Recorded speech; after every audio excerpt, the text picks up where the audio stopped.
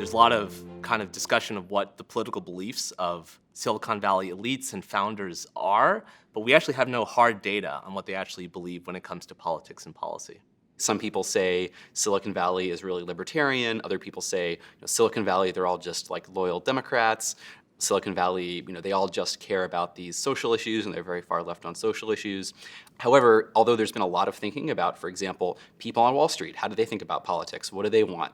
How do they interface with the political system? There have been much less thinking about that same question in the context of Silicon Valley.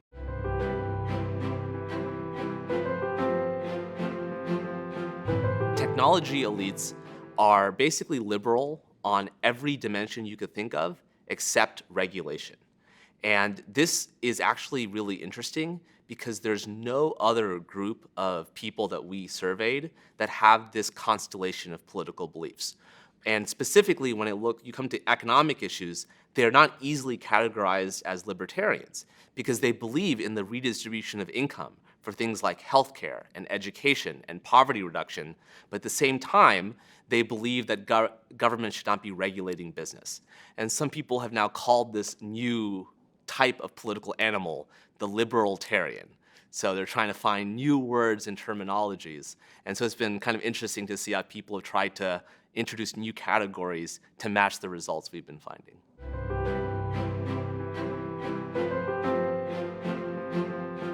A lot of Silicon Valley companies right now are intervening in labor markets. Uber is a great example where there's the question of whether gig workers for Uber should be treated like regular workers or as contractors. You can imagine labor unions see that as a classic case where it's important these workers receive protections, all of the protections that would be associated with traditional employees, whereas technology entrepreneurs look at this and they say, no, we shouldn't be regulating how these companies treat workers. We should give them freedom in the marketplace. And so that's a classic example where I think in a lot of states that issue is starting to come to a head. And you could imagine it's the sort of thing that those who work for tech companies who are doing more donating to Democratic campaigns are going to say, actually, we disagree with the labor unions that are endorsing you. We think you should take this other position on this issue. So those kinds of tensions within the Democratic Party we think are going to become increasingly common.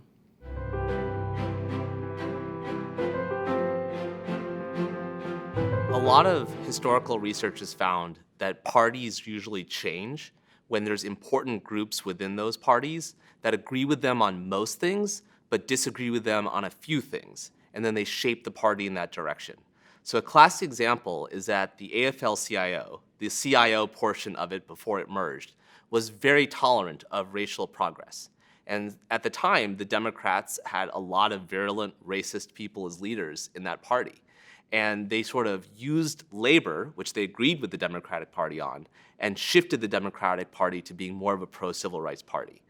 And this pattern has emerged over and over again in American history. So one prediction our research suggests is that as technology elites become a more important part of the Democratic Party in terms of its fundraising apparatus, they're going to double down and promote traditional Democratic interests when it comes to social policy, redistribution, foreign policy, immigration, but try to move it towards the right on issues when it comes to regulation, particularly of labor markets.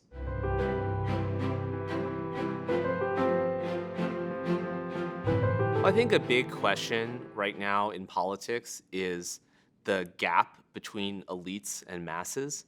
And for the whole post-World War period, there's been sort of an agreement that we would devolve some power to elites who would then look out for like everybody's interests. But increasingly, we've seen populist revolts going on in the United States and all the way across the world, where people in the masses have kind of realized our wages have stagnated, expenses in real terms have gone up on things like health insurance and college tuition, et cetera, and our children are going to be living worse lives with a worse standard of living than we did. And so there's a lot of discussion about, well, how is our democratic institutions going to survive if there's not going to be cooperation between masses and elites? So I think a lot of this research has to continue to explore this question more.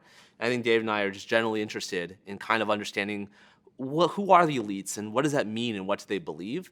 And before we did a study like this, there really was no data And it's because these are very hard people to interview and get their opinions on. And I think just future work needs to be done on this topic so we can understand the contours and potential fault lines in politics, both in the United States and abroad. The other transformation you've seen economically for a lot of Americans is not only have wages stagnated, but people are exposed to increasing risk. And so a lot of the kind of government-run programs that technology entrepreneurs can be more skeptical of, they're not just about transferring resources, they're about some form of social insurance. And so I think as people are exposed to more and more risk, that might be an experience that technology entrepreneurs haven't directly experienced as much. And so that's another gap that I'm interested in looking at. I'm a big believer that I think social science should be addressing questions that are important to the broader world.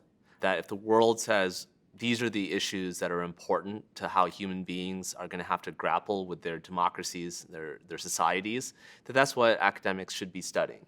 And so that's one reason I was very proud of this study, is that these issues of inequality, automation, technology, this is what the world is facing right now. And so I think it's important to address questions that are relevant.